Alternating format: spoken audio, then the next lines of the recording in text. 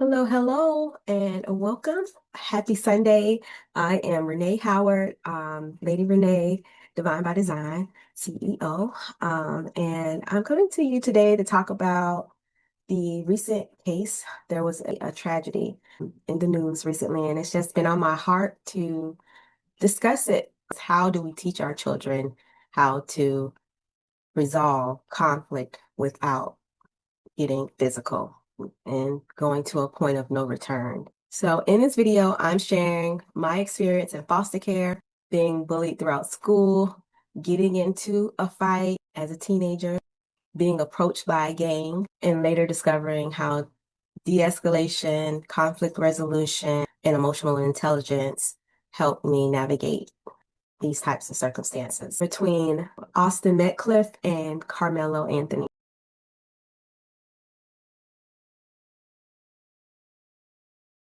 There was an incident where he was being bullied, and I don't think he knew which way to turn.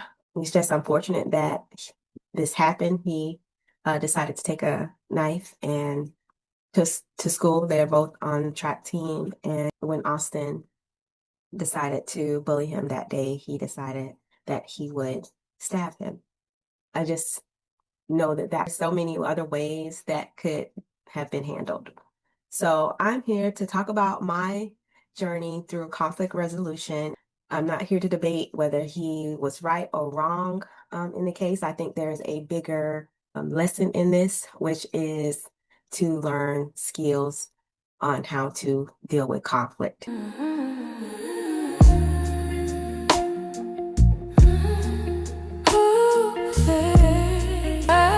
This is how I hold my shoulders when I stop living rough. We all are going to have these, or we have had these experiences as children. And for me, I had many opportunities where I felt wronged and fighting felt like the only alternative. But I chose other ways to resolve it because winning a fight doesn't mean you're always winning. Let's start at the beginning. My mom, my foster mother, she taught us, me and my sister, about defending ourselves. She talked about how she wanted us to be raised. She wanted us to be raised like boys and be able to defend ourselves. And the reason that she felt the need for us to be raised like boys was because she was able to defend herself as a young girl from her uncle who tried to lay down with her. And she had to run and escape and get away from him one day walking home from school.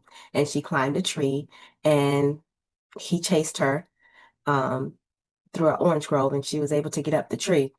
And the tree wasn't very high, so he could kind of grab at her. So she said at that point she feared for her safety, and she took her shoe off, and she had on tap shoes. So she took her tap shoe off, and she jumped out of the tree and hit him in the face with the heel of her shoe, and that left a scar on his face. And he never bothered her again. So that was her experience, her first experience with men and defending herself as a young girl. Now, he had laid down with her sister, who was her twin, and she had learned about that, and she was deathly afraid of him.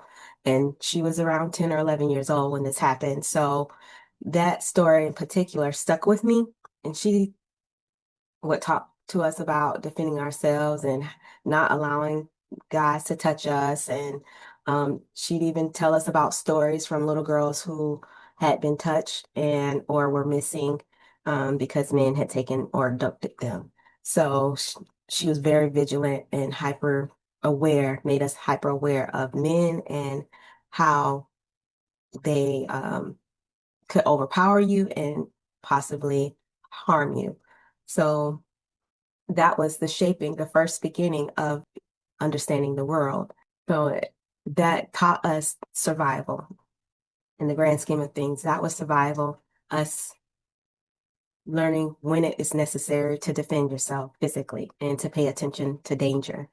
So moving on from there, me and my sister would play fight. We watched a lot of movies when we were younger that were militant based. Our brothers were in the military, they were in the army, so we love watching movies like Rambo.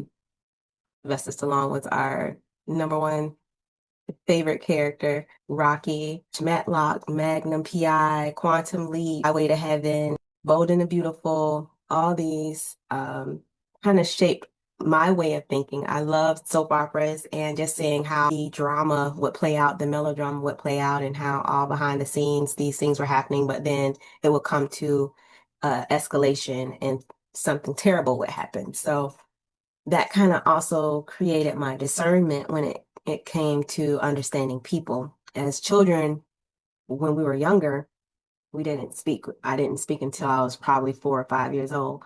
So understanding the world came differently once I learned how to speak. But before then, I just had to kind of navigate, watch and see how people would react to things, and then I would know how to react. Um, just thinking back on, my childhood. But once I got old enough, we could understand language, then we paid attention to how people spoke to you, their tone, their demeanor, how they looked, if they were disheveled, if they were put together, all those things mattered, and who was approaching you and if you were in danger. So going from being a child and then entering into um, schooling, we had our mindset. Our mother always would tell us to protect each other, defend each other. We only had each other as sisters. And I was the oldest, so I definitely had to have my sisters back. My mother would discipline us physically. We would get whippings. That's what she would call it. Or spankings. That's what they call it now.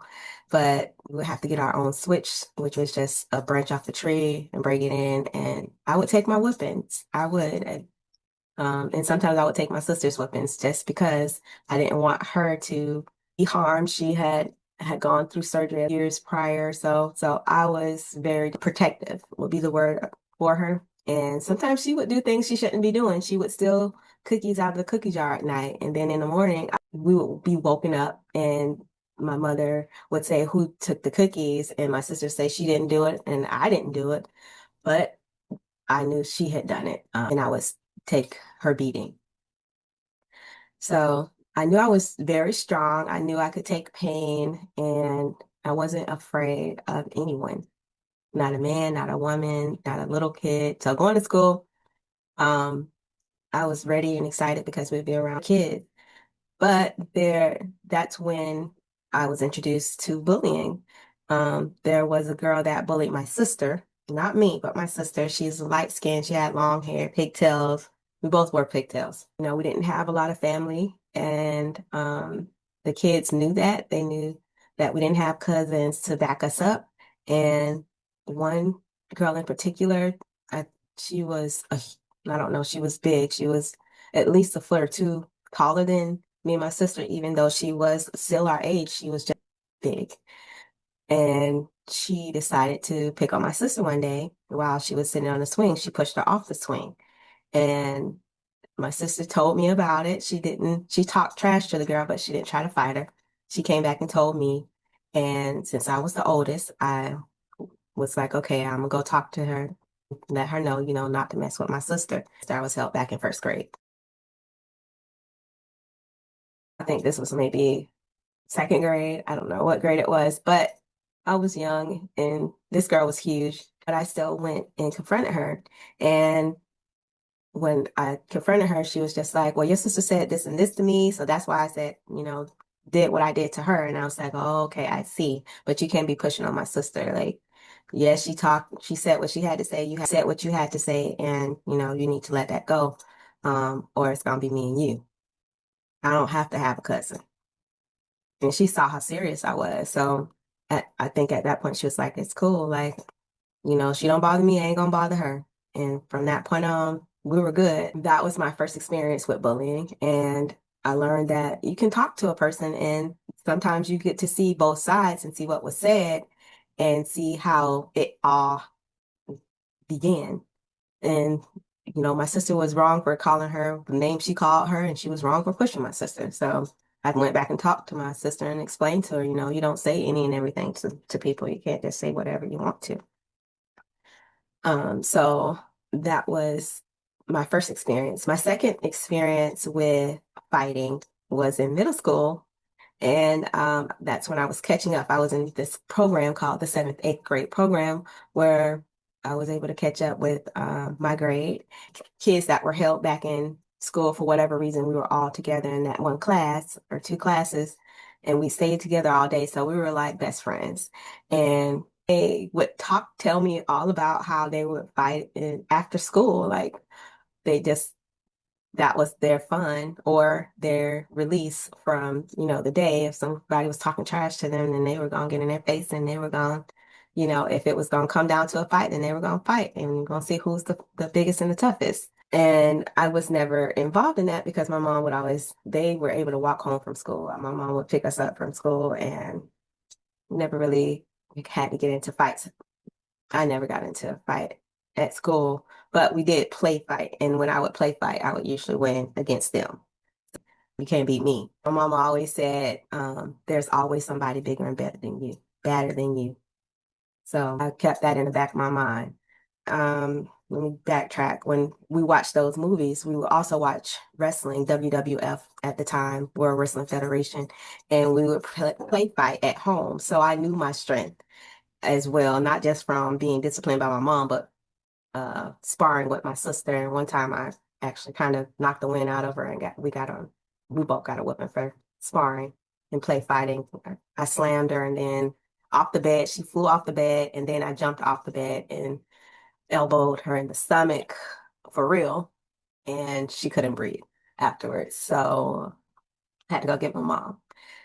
That's when I was like, okay, wrestling is not real. But we all had that lesson, I'm sure.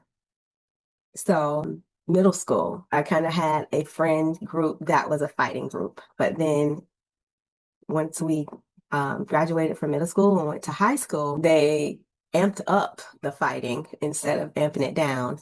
And I would to say it, but I would skip school and we would go hang out and play fighting game. But we wanted to be really girls too. So we had boyfriends. I was hanging out with the wrong crowd. That was number one. Number two, I wanted to be girly. I wanted to be feminine, even though my mother wanted to raise us like boys. Then I just started to be more feminine and talk more feminine and just try to be more girly, act more girly. And guys started paying attention. And then one guy in particular really liked me. He was older than me, I think 2 years older. I was in ninth grade and they were in 11th grade. Um, and he had a girlfriend, and the girlfriend hated me. She just would just talk trash about me, and she never even talked to me before. I never even seen her, but she lived in my neighborhood, and she rode the bus home. And for ninth grade year, this was the first time I was able to ride the bus to school. So I was riding the bus to school, and some girl like, such and such don't like you, and she said she's gonna beat you up after school. And I was like, who? Like, what are you talking about? And it was the boyfriend who was telling me this. Um, he sat next to me on the bus. I was like, what? And he was like, oh yeah, you cute. And I was like, oh, I see. So I was like, but you with her. I was like, no, I'm good. Y'all, I don't want anything to do with you. You're older than me. I'm good. So I turned him down. So apparently he got upset because I turned him down, then went to his girlfriend and told the girlfriend that I liked him. So now she really wanted a piece of me now, apparently. And then at school, somebody else said something else about her wanting to fight me after school. And we rode the same bus. I was like, we ride the same bus? I don't even, who's this person? So I finally found out who that person was, and she was a basketball player. She was very popular, and she had a little sister as well. And I tried to talk to her. I was like, I don't like him. He likes me, and I'm not interested. If that's your boyfriend, that's your boyfriend, and I respect that. And she was just like, well, I know he don't like you, and you like him, and you trying to talk to him, and it's all good. And she just kind of walked away. She didn't say she wanted to fight me, so I was like, okay, well. I thought it was over. But then after school, when we got on the bus, they passed me a note and said, I'm going to fight you after school. And I was like, whoa. So you're still upset, even though we've had this conversation, not interested in him. I like somebody completely different. After school, I was like, yeah, well, bet if you want some and you've been talking about me and talking all this trash, let's go 3 rounds. Like the first round, it is what it is because I'm younger than you. So I definitely do what I need to do to defend myself. So after school, we got into a fight and we went 3 rounds. The first round she won because she was tall and I ran towards her and she just stuck her arm out and punched me and hit me right in the eye. That woke me up immediately. And after that, kind of blinked out. And after it was all over, they were pulling me off of her and she was all, bloody and beaten. And the next day she went to school. The administration called us to the office and they thought that I was the aggressor. And I had to explain to them I was defending myself and she was the one that kept, bullying me. Um, so in that moment, I realized even though I did win the fight, I didn't at the same time because now I have a bad reputation with the school. And then another group of girls who had a little mini gang wanted me to join their gang now that they knew that I could fight. And I had to think about it because one of the girls in the gang, she didn't even like me. We grew up together. Her grandmother was my Sunday school teacher, and she would talk trash about her own grandmother, and she talked trash about me going to Sunday school and having faith. She would pick on me because of that. And so I was like, how do you now want to be my friend? So in my head, I was just like, no, thank you because I knew all she wanted to do was most likely just get in a fight so she could get her licks in. My mom had already told us about what gangs were, so I didn't want to be a part of a real gang. I wanted to be in in a group of friends, but not for it to be a gang. She told me that a gang was a group of people who needed help to make themselves feel better and to fight together. Gangs aren't strength, they're often people borrowing courage from the group. And they will jump you to initiate you. And if you want to leave, you have to draw blood or something like that. So I was like, well, that's not something I'm interested in. And knowing this girl, she just wants to be able to get her licks in. And no, you're not going to hit on me for free. So I declined, which was fine, whatever. So I went from being popular to now not being popular again. That was a turning point for me because I was like, I don't want that lifestyle and I want to be a girly girl. Yeah, from high school, I realized the risk of, you know, becoming that type of person. I just chose a different path. I said, no, I'm not going to do that. And I walked away from being just violent. To me, it didn't serve the purpose. I thought that it would be over. It didn't end there. It just continued to escalate and attract the wrong people in my life. And that essence, it taught me emotional intelligence. I knew that the girls didn't really like me. They just wanted to use me, and I wasn't having it. From there, we moved out of my foster mom's home. I wanted to, get involved in school activities, and she didn't want us to be involved in anything. We couldn't go over to our friends' houses. We couldn't go to birthday parties. We just were always at home, and that just really put me in a bad headspace in ninth grade. So we moved out into a group home. And in the group home, this is kind of the last incident that kind of shaped my conflict resolution. And I don't know if I mentioned, but I wrote a book on conflict resolution called A Survivor's Guide to Conflict Resolution. I didn't put all these details in it, but I put some of it in there about my mom. This is the core of it, these incidences in my life and how I decided to engage or to walk away and how each scenario played out. So this last scenario was when I moved into the girls' group home. I was 16. I was the oldest, which meant that there was one room in the home that was just for one bedroom, and the other girls had to share the other rooms. And I think there was 5 bedroom home. So it's 10 girls. And I was the oldest, and they wanted to put me in the room, but there was a condition where you couldn't be involved in any restrictions, which means that you have done something that you shouldn't have done. Maybe you took food, you ate dinner late, you left your plate out, you went out and didn't come back in on time. You get strikes, and then after so many strikes, you get restrictions. So you couldn't be getting strikes or restrictions to qualify to be in the room. And there's a girl that was already in the room who wanted to keep the room. And she and her friend had come up with a scheme to disqualify me and try to get me to fight them. And by that time, I was 16 and they were maybe 14 and 14 years old, 13. Fight you for what? I know I can win. My sister overheard them talking. She came back and told me, let me go talk to them. Let me see what exactly is going on here. So they were on the back porch, and I decided to go talk to them and walk out. And I sat down with them between the two of them, one on each side of me. One was a black girl and one was a white girl, which the white girl just to me was never intimidating. So I wasn't concerned. And then the black girl, she was a little heavy set and round and just was always laughing. So I just couldn't see her even trying to fight me.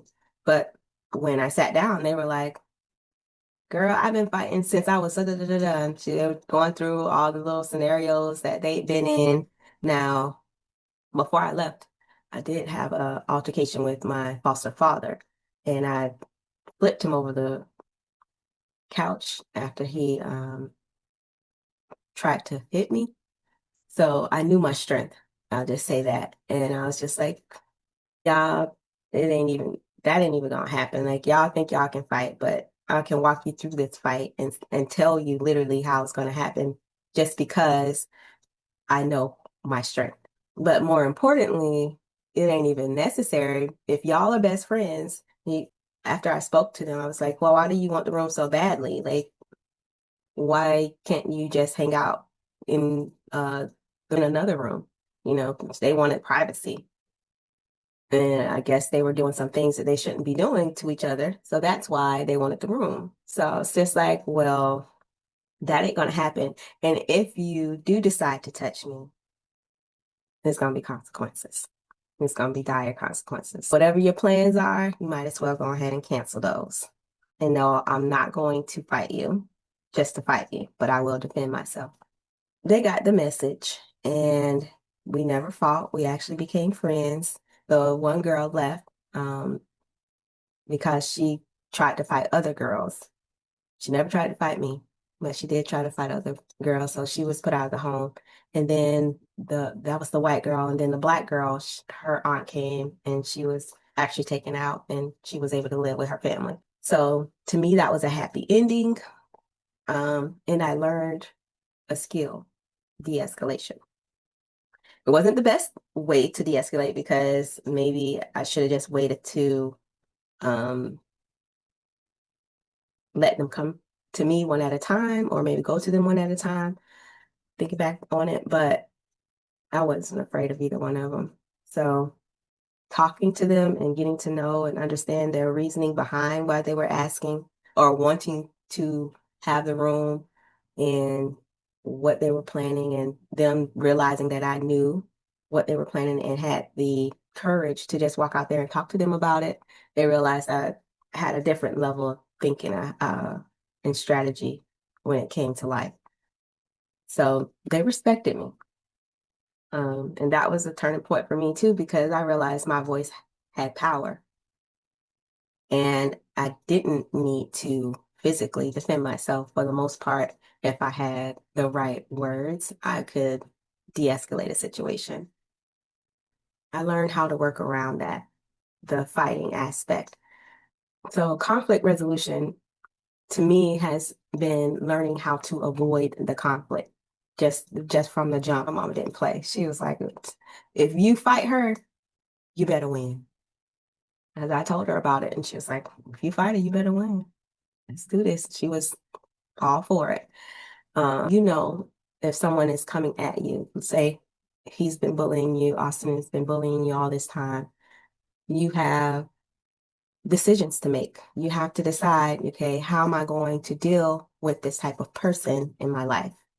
And am I going to live in fear of this person? Am I going to live in anger with this person? I could have definitely lived in anger when it came to being bullied in high school by the basketball player and, do something really, really mean to her to try to hurt her, especially hearing my mother's stories for it.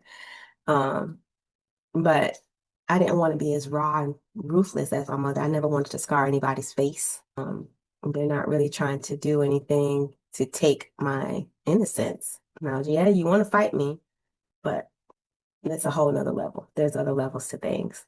And my sister, she was pretty, so she had some ideas for them too. But I was just like, I'm gonna use my fists. I'm gonna fight with my hands and let the dust lie where it may. But afterwards, she was so badly bruised. I felt so bad that that wasn't what I intended to happen. So I knew I had to watch what I did and how I responded to conflict. My words, I think, are way more powerful than my fists. I learned that. I want to come and tell you my story in hopes that it will help someone else out there know, that your words are way more powerful. And there's always another way to resolve the conflict. I had to learn that being violent versus de-escalating a situation was way more powerful. That's an important life skill that I believe a lot of children need to learn. They should teach it in school, but if not, they definitely conflict resolution is about seeing the other person's perspective and putting yourself in their shoes and coming down to their level and letting them know, I know where you're coming from. I feel you. I can relate to you. And this is my perspective. And there has to be some middle ground in there so that we don't get into this altercation unnecessarily. Who knows how that altercation can turn out when you fight someone. And yeah, even if you fight me, there's always someone bigger. These words still ring in my ears today. Someone bigger and better than you. Someone bigger and badder than you. Someone more angrier than you. I want to point out that this has happened to uh, many of us in our community, especially our Black boys. And we are unjustly persecuted. So it's vitally important to emphasize the repercussions of your actions. You have to think before you do things. One moment can change the rest of your life and it not even be worth it. It's not worth it in this scenario. A person's life was lost. Austin Metcalf's life was lost. And another person's life was thrown away. And that shouldn't have happened. I don't know where the administration was. I don't know where the teachers were, but none of this should have ever gotten to that point. And what's most important is to know you have a choice. You have to think. There are ways out of, before you get into an altercation, you could have easily said, I'm going to see you on the track and made your point there. That would have been, for me, my strongest response. If I could have played sports and I could have played on the basketball team, I would have been probably the best basketball player on the team, just to show her, you can't beat me. And if your boyfriend likes me, then, you need to deal with him. Talk to your boy. I'm not your problem. It's your boyfriend. And if you're jealous, then you're going to have to deal with God. Take it to the Lord in prayer. But don't come at me. But you have to know how to pick your words. You have to think before you ever get to that point, what else are my options, and figure out a way to even communicate it to an adult so that they know what's going on and you have some sort of defense. If you have gone to the authorities and you've escalated it to the highest power, then if something happens, then it's kind of on there. Taking a weapon, watching Matlock. I mean, we already know what that's called, premeditated. And you had time to think about it. You could have chose to do something differently. We don't want to overlook the fact that this boy comes from a family who thinks that they're superior. That's the society we're living in now. We do not have this necessarily always the same rights, even though that's what they say. Protect yourself, but not in a way that's going to risk your future. And this is so sad. I'm not taking sides on either way. I believe that Karmelo should apologize. So that was what I wanted to share with you all today. How to avoid conflict. How, if you need guidance on that, I can invite you to buy my book. And what are your thoughts on conflict resolution? I encourage you to teach your children conflict resolution, emotional regulation, and that their future is way more important than a momentary feeling. That one decision can shape your entire life. You are created by divine design, and your greatest strength is not in your fists. It's found in your ability to discern, walk with wisdom, think, and respond appropriately. And I hope that you learned something. Leave it in the comments, and God bless.